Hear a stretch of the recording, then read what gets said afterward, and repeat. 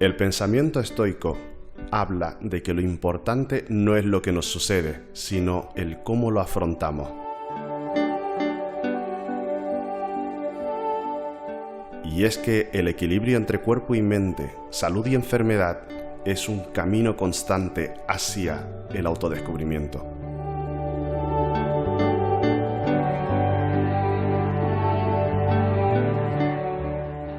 Al doctor Lara lo conocía aquí, justo en este centro de yoga. Una persona que conoce el otro lado de la enfermedad, que es un cáncer de tiroides, y venía a practicar él con su mujer. Siempre se quedaba a hacer preguntas al final de la sesión. Libros, preguntas, diálogo, y una vez, pasados 6 meses, le pregunto, bueno, ¿y tú quién eres? ¿Tú a qué te dedicas? Él se echó a reír y dice, yo soy médico, yo soy oncólogo.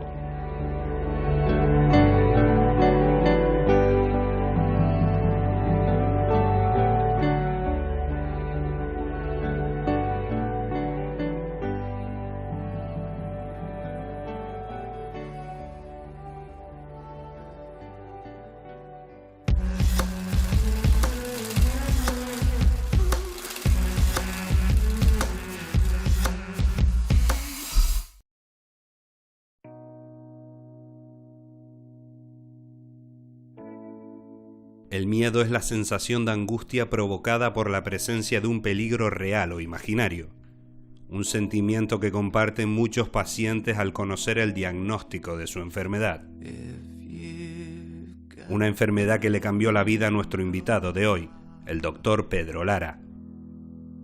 Nacido en Andalucía, en la provincia de Granada, Gran Canaria lo acogió. Aquí continuó residiendo y ocupando el cargo de director del Instituto Canario de Investigación del Cáncer. Su vida cambió totalmente en 2006, cuando fue diagnosticado con cáncer cervical, un hecho que lejos de abrumarlo lo impulsó hacia nuevos aprendizajes. Ese mismo año 2006, y junto a un monje budista, ha llevado a cabo varios congresos de ciencia y meditación, defendiendo el yoga y esos refuerzos positivos que facilitan la recuperación en pacientes oncológicos. Sin duda, el yoga le ayudó a escapar del laberinto que el miedo le había generado y comenzó a meditar para librarse de aquello que no le dejaba avanzar. El cáncer le cambió su visión vital y lo cambió a él mismo como oncólogo, porque los pilares de la vida no los debe cambiar ni el propio cáncer. Cambió mi actitud. Yo antes tenía amigos, no sabía valorarlos, no sabía considerarlos. Antes no me emocionaba con nada, y yo recuerdo que estando todavía en tratamiento, estuve en Arguineguín viendo una puesta de sol y fue el día de mi vida que más he llorado. Hay diferencias entre aquellos pacientes que tienen una adherencia al tratamiento en la que además complementan pues con ejercicio físico, el yoga, la meditación y terapias complementarias que favorecen una mejor adherencia. El miedo es igual, la persona viene con el mismo miedo independientemente que su cáncer se pueda curar, que su cáncer sea ya acogido en enfermedades avanzadas. Entonces lo más importante es la información. Tú tienes que afrontarlo diciendo, yo tengo que asumir esto. Yo pensaba, digo, bueno, un embarazo son 9 meses, la quimio son 6, pues voy a tener un parto prematuro. Es fundamental, y por eso siempre decimos que en la primera visita de oncología siempre es importante, dentro de lo que se puede, de las circunstancias personales de cada paciente, que vengan acompañados. Con los tratamientos oncológicos se hace un metabolismo muy acelerado, el organismo está haciendo un esfuerzo grandísimo por matar células y reponer aquellas que se tienen que reponer, con lo cual necesitamos mucha más energía. Yo siempre explico un chiste que hay de un gallego que dice, se encerró en un gallinero y dijo, me murro, y se murió. O sea, todo, la mente, yo creo que la mente es lo principal para enseñar a tu cuerpo.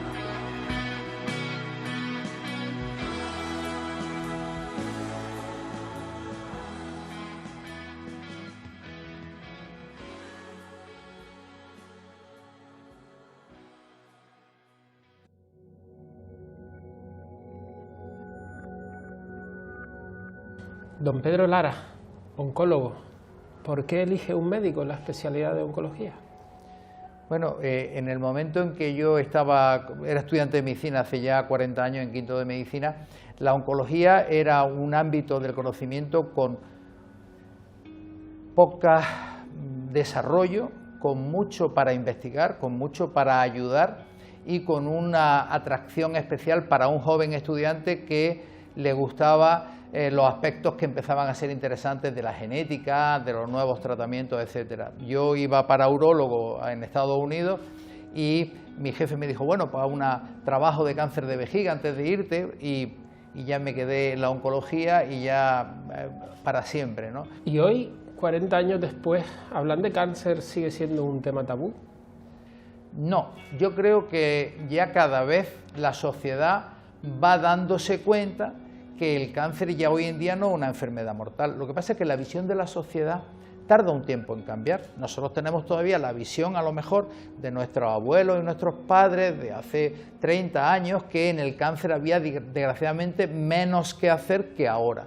Pero la visión de ahora de la sociedad va cambiando porque estamos viendo mujeres jóvenes que tienen cáncer de mama y se curan, varones con un cáncer de próstata y se curan. Por tanto, ya en la familia y en los grupos de amigos estamos viendo que puedes tener cáncer y te curas. Por tanto, la ecuación cáncer igual a muerte ya no es tan directa. Pero sin embargo hay palabras que siguen impactando, nada más oírlo, ¿no? Cáncer, quimioterapia, metástasis.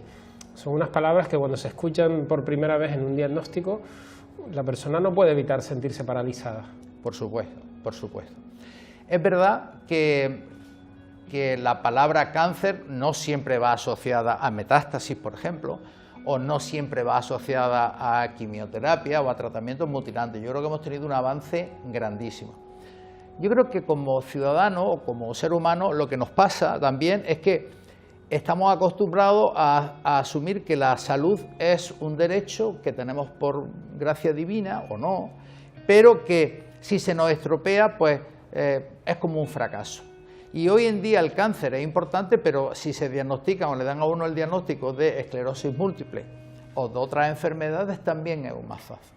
Yo creo que el cáncer poco a poco va cambiando esa visión porque cada vez tenemos una asistencia mejor, una mayor información, una información más rápida, unos canales más rápidos para aquilatar ese miedo inicial. La mayoría de los tumores que diagnosticamos hoy en día, que son los cánceres de mama, los cánceres de próstata y los cánceres de colon, se curan en un porcentaje altísimo de casos. El cáncer de mama tiene una curación por encima del 90%. Entonces, doctor, cuando usted se sienta delante de un paciente para comunicarle la noticia, ¿lo más importante es el estado emocional en ese momento? Definitivamente.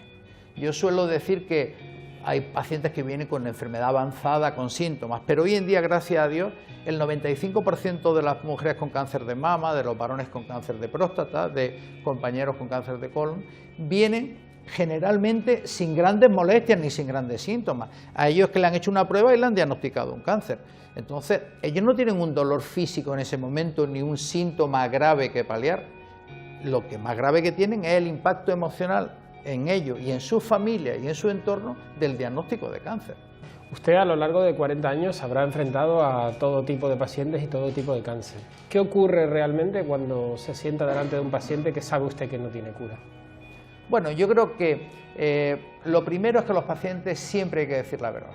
Yo creo que esa época de un paternalismo, yo recuerdo que cuando empezaba en oncología se sentaba el paciente, la familia se ponía detrás y empezaban como si aterrizan un avión. No le diga nada. No, hoy en día nosotros lo que tenemos que hacer es decirle al paciente la realidad, pero siempre con expectativa, porque siempre hay una expectativa, siempre hay una esperanza. Por ejemplo, le vamos a tratar para que no tenga dolor.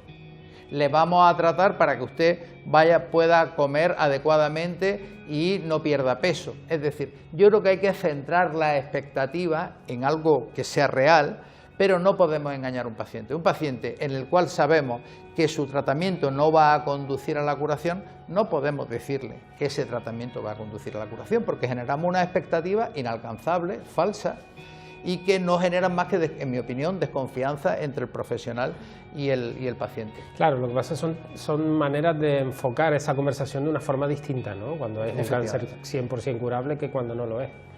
Efectivamente, yo creo, pero al fin y al cabo, yo creo como mi experiencia es que lo que necesitamos los pacientes es que saber a dónde vamos y por qué vamos. Es decir, qué itinerario vamos a hacer y por qué lo vamos a hacer y qué pretendemos conseguir. Nos gusta que nos digan a dónde vamos, es decir, mire, usted va a hacer este tratamiento por esto y con este tratamiento queremos conseguir esto y usted va a tener algunas molestillas que son estas. El paciente antiguamente, cuando yo empezaba en la oncología, el paciente se sentía como un ser pasivo, un territorio en el cual el oncólogo y el cáncer luchaban y él esperaba que ganara el oncólogo, pero él no podía hacer nada.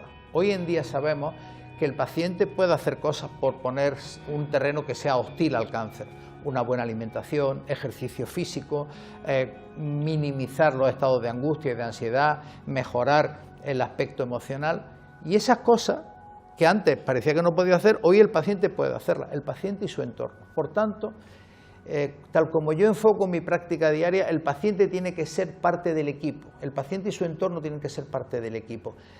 Hoy en día yo creo que la visión paternalista de este es el tratamiento, usted lo hace y ya está, yo creo que eso no ayuda a los pacientes. Yo creo que todos queremos entender por qué lo hacemos y necesitamos sentirnos parte de algo, ¿no? ¿Y los pacientes lo entienden, esa manera de enfocar la enfermedad hoy en día? Es decir, hemos conseguido esa evolución de pasar de una enfermedad de lucha oncólogo-cáncer a un grupo de oncólogo-paciente lucha contra el cáncer. Yo, en mi experiencia sí, de todas formas yo soy una persona muy optimista de base, ¿no? Pero mi experiencia es que sí, mi experiencia es que el paciente percibe esta batalla de una forma muy distinta. No siempre el paciente acepta la propuesta terapéutica que el profesional le hace, pues porque tiene sus condiciones.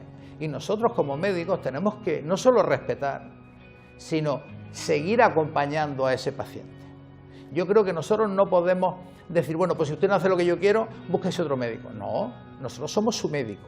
Y si nosotros le proponemos al paciente un tratamiento, pero el paciente considera que ese tratamiento, por ejemplo, un tratamiento sistémico es muy agresivo para la edad que tiene o para lo que esa persona quiere hacer en la vida, nosotros tenemos que seguir siendo su médico y acompañarlo en la dirección que nuestro paciente toma.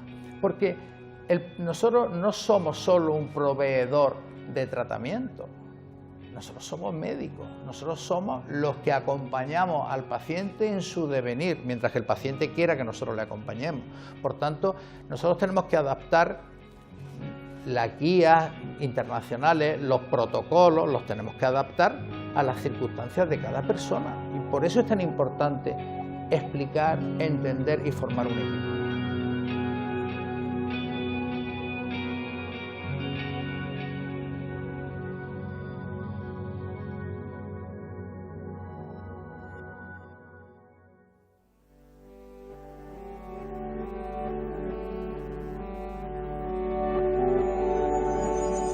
El interés de Pedro era un interés personal por su salud.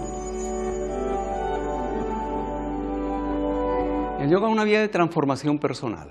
Parte de que volvamos a establecer una relación sana y sabia con nuestro propio cuerpo. Y desde aquí entender que no solamente una práctica que trabaja con el cuerpo, que también habla de la dimensión sagrada del cuerpo y de la conexión con la sabiduría que hay en el funcionamiento de nuestro cuerpo, ¿no? Y conectar con ella, explorarla y ponerla al servicio de otros, al servicio de la vida en sí misma, ¿no? El yoga, por tanto, aporta herramientas prácticas, pero el yoga no es una técnica, el yoga es un método de vida, es una vía para vivir de manera más consciente. La meditación es clave, sin meditación no hay yoga.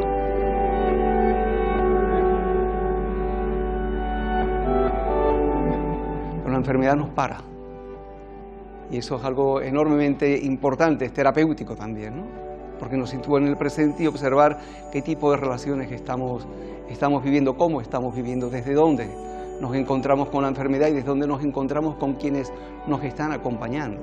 Cuando desde la relajación tú te abres y la práctica te enseña a la experiencia en la enfermedad, todo tu potencial aumenta, se manifiesta. La lucha lo que hace es contraer, bloquear.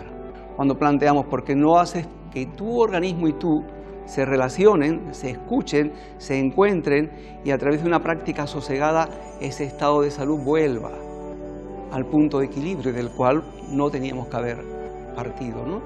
La enfermedad nos hace por un lado más vulnerables y por otro lado la vulnerabilidad nos hace más humanos, nos hace más conscientes de qué es realmente lo importante, ¿no?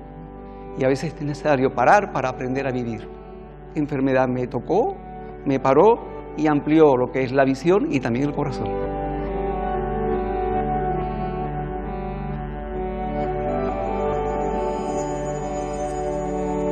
Entre que me hicieron las pruebas y que me dieron los resultados, no había noche en que no me despertara a ver a mi hija. Y ese sentido de la incertidumbre yo lo sentía, yo lo pasaba, y decía, es que mi hija se puede quedar sin padre, ¿no? Y el Pedro Lara, yo no sé de dónde ponerlo, porque él me acompañaba de un despacho a otro y prácticamente solo le faltaba entrar en el quirófano, ¿no? Entonces, para mí Pedro es un amigo del corazón, ¿no?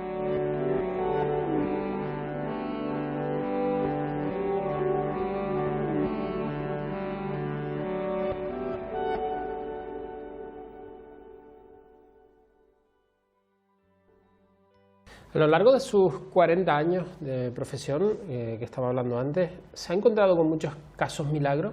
Esos cánceres que parece que no son curables y que al final se curan, que todos conocemos algunos.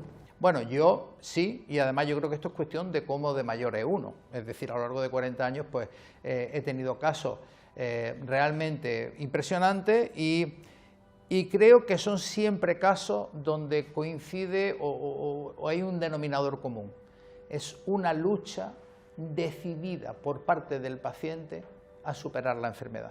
Esto no quiere decir que todos los que tienen la lucha decidida a superar la enfermedad la superen, pero sí que aquellos casos, entre comillas, milagrosos, que todos tenemos en nuestra práctica clínica después de muchos años, siempre tienen algún punto en común, que todas esas personas han tenido una actitud muy decidida a luchar contra el cáncer.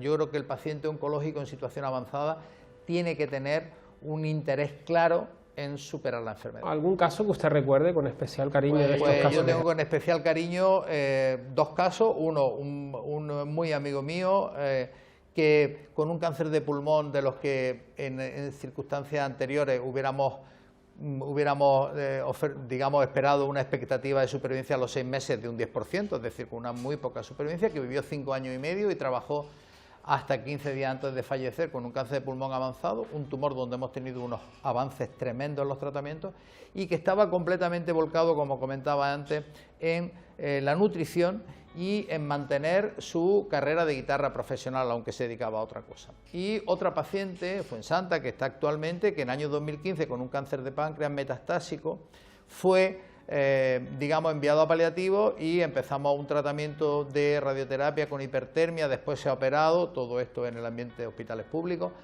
y 5 años después sigue estando entre nosotros, con la enfermedad, pero sigue estando entre nosotros. Yo creo que es muy importante el concepto que se está generando en la oncología en el paciente avanzado, que es, a veces no podemos curar la enfermedad, pero podemos tratar de cronificarla, podemos tratar de que el paciente conviva con la enfermedad sin pretender la curación, sino que la enfermedad no me dé síntomas, o sea, unos síntomas tolerables y yo pueda seguir con mi vida. Hay enfermedades crónicas, quien es diabético no se cura, quien tiene una esclerosis múltiple no se cura, pero convive con la enfermedad de una forma crónica durante mucho tiempo. Y yo creo que el paciente metastásico, el paciente avanzado, estamos intentando llevar al paciente a esa situación de cronicidad. ¿Y cómo es la frustración del oncólogo? Esos casos en los que usted, a pesar de que se ponen todos los medios para intentar que la cosa vaya bien, al final resulta que no va mal. ¿Cómo se lleva interiormente desde el punto de vista personal? Quizás en los primeros años uno sufre más por el fracaso del tratamiento, pero con los años y con la experiencia propia personal, uno sufre más con el dolor de la familia y de los amigos y del paciente que fracasa. El sentimiento de dolor de la familia que pierde y del entorno que pierde a ese ser querido, ¿no? Yo creo que eso sí que cuesta, porque a lo largo de los años uno establece, como somos un equipo, pues es como si un entrenador y los futbolistas no tuvieran empatía. Claro que tienen empatía, si están entrenando todo el día juntos, pues con los pacientes y con su familia tienen una empatía, porque es que te ves mucho y te ves en situaciones difíciles y hay que ingresarlo. Entonces, yo creo que la frustración no viene tanto por no conseguir el éxito terapéutico, sino por el dolor que no controlar la enfermedad genera en ese entorno, al cual uno tiene una gran empatía porque hemos sido un equipo.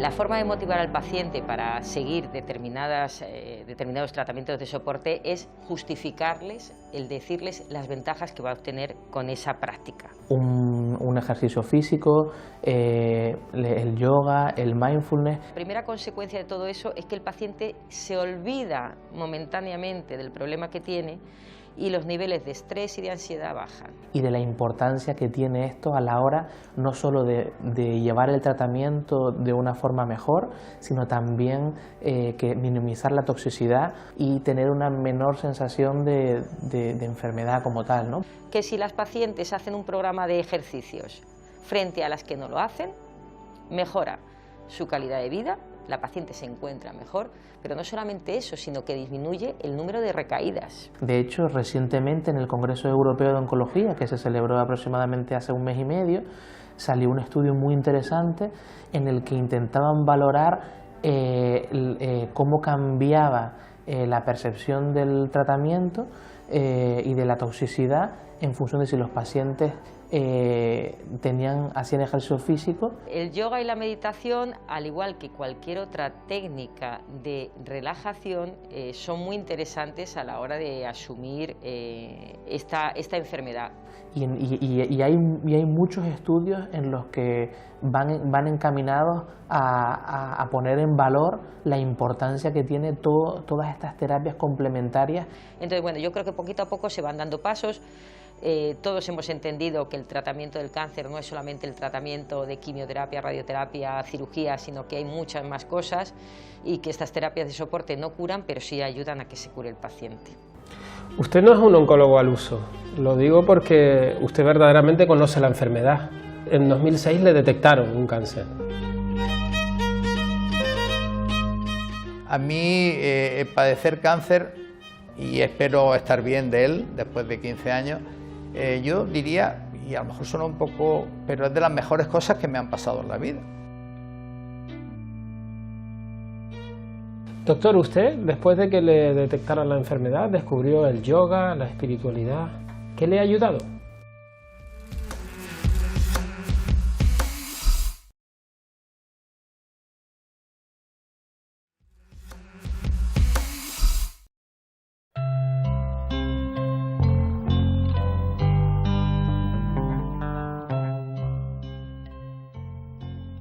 Salí a caminar a la orilla de la playa y muchas veces, sin haber llevado bañador, me tiraba al agua con ropa y todo.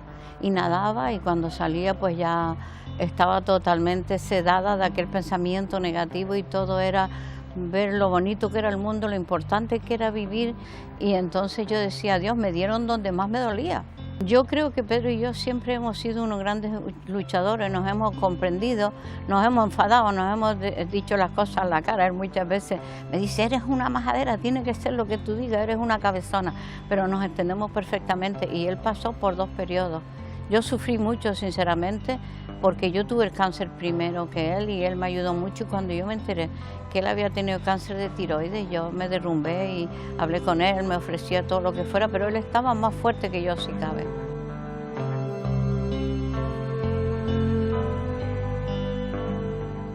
Tú eres la que vas a conocer tu propio cuerpo, y yo te puedo decir que el mayor porcentaje de mujeres de cáncer de mama se lo han diagnosticado ellas al hacerse la autopalpación, siempre 5 o 6 días después de la regla, porque si no las mamas están densas. Y en las mujeres mayores que ya no tienen regla o menstruación, pues yo siempre les digo, un día al mes, el día que cobren la pensión, que así no se van a olvidar, ¿no? Ha sido peor la dependencia por todo este proceso traumatológico que el cáncer. Yo con el cáncer viví, luché, activé mis mecanismos de recuperación y creo que lo conseguí. Son 25 años y me dieron 2 años y medio de vida.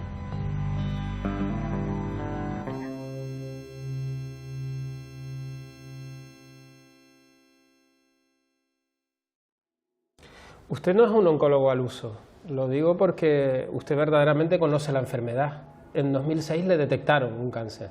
Sí, la verdad que yo siempre digo que el de arriba me dijo, bueno, va a conocer la enfermedad del cáncer desde la docencia, la investigación, la asistencia clínica, desde la ONG, pero me faltaba padecer la enfermedad. Y en el 2006, por una hernia cervical en el que me hacen un escáner, pues se me ve una cosa en el tiroides y, pues como dice la gente, una cosa lleva a la otra, una prueba a la otra, y en el 2006 tuve 2 cirugías y un tratamiento de radiación, y luego en el 2007 pues la cosa no acabó de ir bien y me hice otro tratamiento de radiación. Entonces es verdad que a mí padecer cáncer, y espero estar bien de él después de 15 años, yo diría, y a lo mejor suena un poco, pero es de las mejores cosas que me han pasado en la vida, porque primero me ha permitido cambiar una filosofía de vida completa, ¿no? Cuando nos movemos, y lo comentábamos antes, yo creo que cuando uno tiene una vida, entre comillas, sin grandes sobresaltos, digamos que lo valora todo de una cierta forma y está más dispuesto a juzgar todo, a hablar sobre todo, me refiero a quejarte un poco de todo. Cuando uno tiene una cosa grande y se da cuenta de que lo de morirse es verdad, entonces digamos que hay muchas cosas que cambia uno la perspectiva, porque nuestra vida cambia, ¿no? Nosotros tenemos la vida en unos pilares, una vida pues que se desarrolla normalmente, tu trabajo, tu familia, tus niños, y de pronto te das cuenta que tu vida se para porque tienes cáncer, la gente sigue andando, sigue con su vida, y tú dices, pero bueno, pararos que tengo cáncer, y la gente dice, bueno, ya, pero es que todos tenemos que seguir. Entonces, ese cambio vital de que morirse es verdad, hay que cambiar los principios que sustentan tu vida, porque tu vida ha cambiado de sitio, ¿no? Y yo creo que eso te hace, a mí por lo menos, me ha cambiado como persona y desde luego como profesional, ¿no? Yo no sé si soy mejor especialista, pero sí soy mejor médico. La verdad que no me podía engañar nadie, ¿no? El primer impacto, la primera vez que tratas la enfermedad, bueno, estás animado, tienes fuerza, la gente te apoya, fue razonablemente bien las cosas, yo soy muy optimista. Pero como pasa muchas veces a los pacientes cuando reaparece la enfermedad, cuando después de un año te tienes que volver a tratar, ahí ya me costó más recuperar la fuerza, me costó más también, o sea, como me asusté realmente, pues porque te impacta más, ¿no? Y ahí quizás es donde ya todo empecé a hacer el trabajo de meditación, de yoga y todas estas cosas, y ha sido lo que a mí me ayudó un poco a hacer esa transición que uno inevitablemente tiene que hacer, esa transición personal que uno tiene que hacer. ¿A los pacientes les cuesta más siempre cuando el cáncer aparece después de una primera vez en la que parece superado? ¿Eso es un momento más complicado que el primero inicial? Mi percepción es que sí, no podemos generalizar, pero yo creo, por lo menos desde el punto de vista mío personal y creo que de muchos pacientes, uno tiene una cierta sensación de fracaso, ¿no? Es decir, bueno, me voy a tratar, me operan, me dan el tratamiento, esto es un tratamiento preventivo, esto va a ir bien. Si luego, después de un primer tratamiento, te dicen que te tienes que dar un segundo, no siempre la percepción es tan positiva. Una vez le detectan a usted el cáncer y conoce la enfermedad en primera persona, como médico, ¿qué cambió? Reconozco muy fácilmente la angustia, la preocupación. Creo que lo que cambia es que nuestro foco no es el cáncer, es el paciente con cáncer, y cambia que tenemos que darnos cuenta de que el paciente, sus condiciones, su forma de ver la vida, su ambiente personal, social, familiar, su trabajo, todo eso debe de influir en la propuesta de tratamiento que le hagamos a los pacientes. Es decir, ya lo hacemos, pero yo creo que hay que insistir un poco más muchas veces en que miremos las circunstancias del paciente. No todos los pacientes, por ejemplo, hay pacientes que viven solos, entonces tratamientos que son pues más completos, más complejos, son más difíciles de sobrellevar que una persona que tenga un buen entorno social y familiar. Una preocupación por lo emocional. Yo creo que ahora está cambiando, pero hace 10, 15 años no se hablaba tanto de que el impacto emocional del cáncer es relevante. De hecho, hoy en día tenemos psicólogos en los hospitales para oncología. Hoy en día se ve normal, pero hace un tiempo no se veía tan normal. ¿Por qué? Pues porque se consideraba que bastante era curarlo del cáncer, pero la curación biológica es solo una parte. La curación emocional es probablemente más compleja en muchos casos que la curación biológica, y ahí es donde quizás tenemos que insistir mucho más. ¿Podemos decir que a un plazo determinado de tiempo el cáncer puede ser curable al 100%? Bueno, yo es que creo que, por ejemplo, tenemos una vacuna para el cáncer que es la vacuna del cáncer de cervix, el HPV, ya se lo estamos poniendo a las niñas. Es decir, eso reduce de una forma altísima la probabilidad de padecer cáncer de cervix. Si nos vacunamos frente a la hepatitis B, se reduce muchísimo el riesgo de hepatocarcinoma. En cáncer de mama precoz, que son la inmensa mayoría, tenemos una curación a los 5 años del 95%. En cáncer de próstata localizado, la supervivencia a los 5 años del cáncer de próstata es del 100%. Por tanto, yo creo que estamos cada vez más cercanos en los tumores más frecuentes a obtener unas tasas de curaciones realmente más altas que otras enfermedades. Sigue habiendo un nicho de tumores como el pulmón, el páncreas, tumores que muchos de ellos están relacionados con el uso del tabaco. Y sí que es verdad que son tumores que nos cuesta un poquito más de solventar, y ahí es donde incidía en la importancia de que la sociedad se dé cuenta que son muy relevantes los hábitos de vida saludables. Tumores más frecuentes se relacionan con la obesidad y tenemos un problema de obesidad. Yo creo que la lucha contra la obesidad y contra el tabaco son fundamentales a la hora de minimizar el riesgo de padecer cáncer.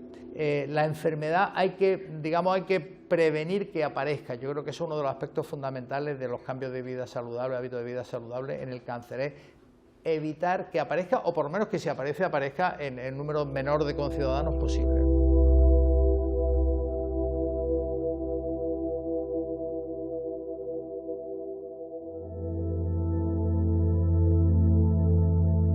Doctor Lara, en una butaca como esta se sienta un paciente oncológico por primera vez a darse una sesión de quimioterapia. ¿Cómo es ese momento? Yo no me lo he dado personalmente, pero creo que es un momento básicamente como todo lo que empieza nuevo para una persona, de miedo ante lo desconocido, de prejuicios sobre comentarios de compañeros, amigos, vecinos, que en general cuentan casi todo cuando va mal, porque si va bien no lo cuentan. Y yo diría que también es un momento donde se agradece mucho el apoyo del personal sanitario que administra el tratamiento, que con su experiencia, con sus palabras, digamos, tranquilizan. Yo creo que quizá el peor es el primer momento, el primer ciclo. Luego, como siempre pasa, al final vamos comprendiendo que tampoco era para tanto, y con el apoyo de los profesionales se lleva mejor. Lo que sí es verdad es que estos hospitales de día hoy en día permiten que estemos con nuestros familiares, permiten que no haya demasiada gente, y lo que pretendemos es que el paciente esté de la forma más tranquila posible, pero evidentemente un momento inevitablemente de incertidumbre y de miedo, ¿no? Doctor, usted, después de que le detectaran la enfermedad, descubrió el yoga, la espiritualidad. ¿Qué le ha ayudado? Bueno, pues básicamente yo estaba, como hemos comentado, ¿no? Después del segundo tratamiento, pues estaba un poco afectado.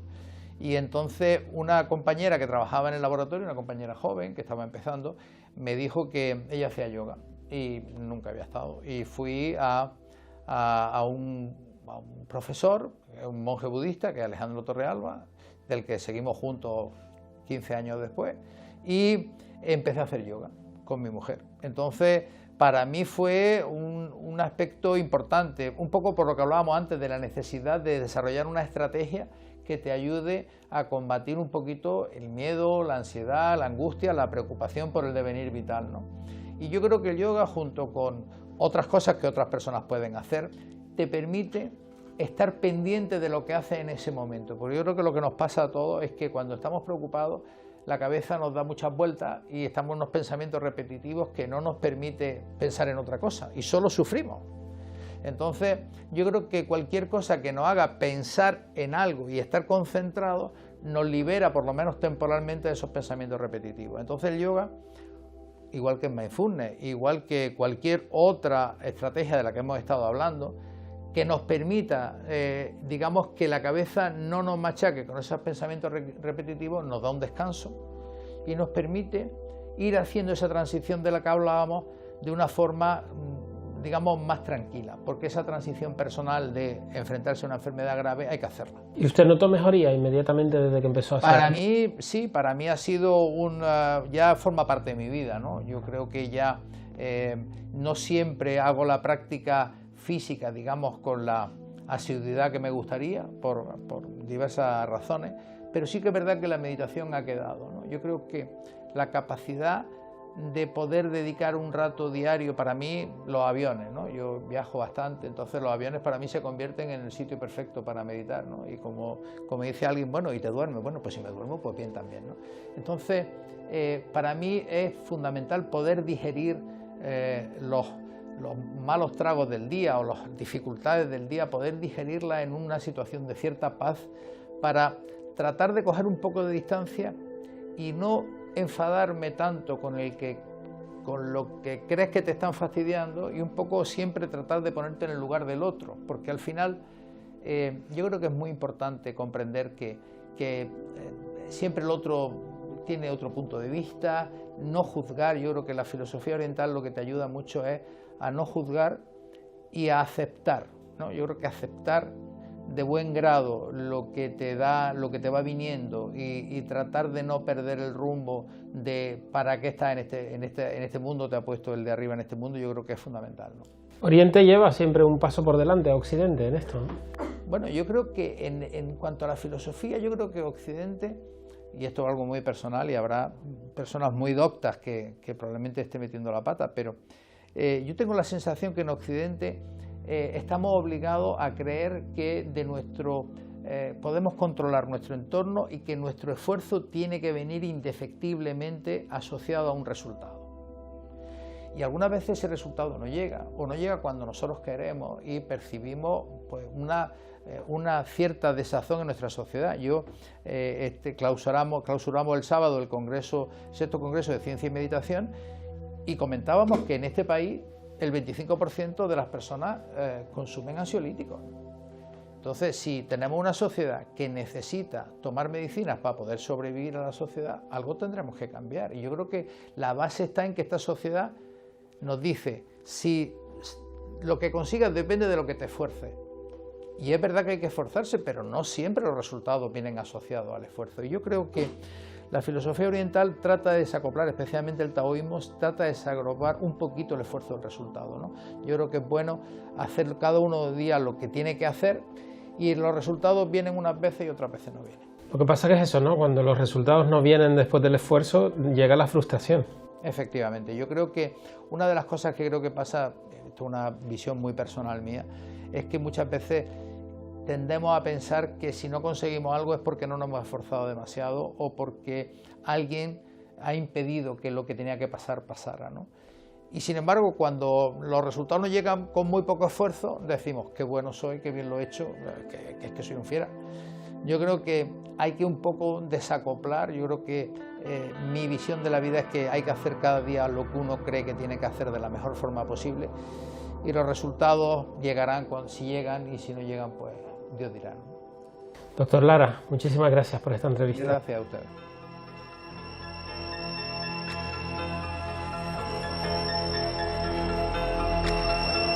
Es un hombre con mucha personalidad, muy inteligente, muy buen médico, muy buen investigador.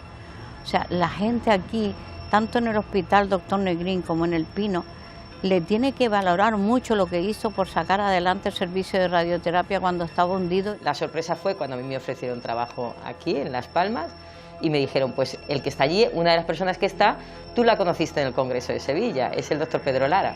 Y entonces, bueno, pues ya a partir de ahí ya todo el tiempo juntos. Porque es un amigo del corazón que siempre está. Es una persona, una enorme capacidad de servicio, una persona muy humilde, y es una persona que es capaz de escuchar y de trabajar en equipo. Desde la posición del doctor Lara, él ya trabaja mucho en ese ámbito. Creo que a través de medios como el que estamos y a través de, obviamente, todos los medios digitales hoy en día, es muy importante dar difusión. Ya no en la pública, pero en la privada ha hecho ya lo tiene en marcha el Centro Integral Oncológico Canario, que va a ser igual o mejor que el de Pamplona.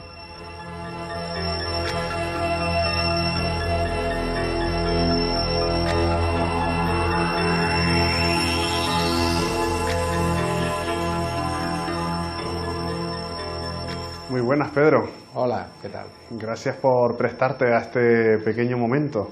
Pues encantado de tenerte aquí y de conocerte personalmente. ¿No te han contado de qué va esto? No mucho, la verdad. Estoy un poco preocupado. Básicamente, aquí, en este momento, se supone que yo tengo que analizar tu voz. Ajá. Porque la voz contiene nuestras experiencias diarias, contiene mucho de lo que hemos vivido, porque digamos que nos va moldeando, nos va dejando una cierta huella. Es una voz difícil porque tiene contenidas como muchas etapas. Creo que ha habido una etapa en la que quizás has sido mucho más rígido de lo que eres hoy en día. Creo que en este momento la voz lo que está diciendo es que eres una persona más tranquila en ese sentido, más flexible. Me parece increíble, es verdad. Totalmente verdad. Entonces, sí que es verdad que has sido siempre una persona con muchísimo tesón, mucha responsabilidad. En psicología, en personalidad, le llamarían la consciencia, pero no como la entiende normalmente la gente, sino esa parte que tiene tesón, que tiene responsabilidad por lograr los objetivos y sigue estando presente, pero de otra manera. Yo creo que quizá de otra manera, pero sigue estando muy presente. Te recargas en la intimidad, en la soledad. Sí, es verdad, completamente verdad. En el deporte de élite sí que aprendes que esto está más relacionado con una cosa que comentabas en la entrevista. Sí que se acepta, ¿no?, que la visualización, la capacidad de concentración, digamos una parte más espiritual, puede ayudar a veces en el rendimiento. Cada vez más, aunque algunos son un poco místicos, pero cada vez más.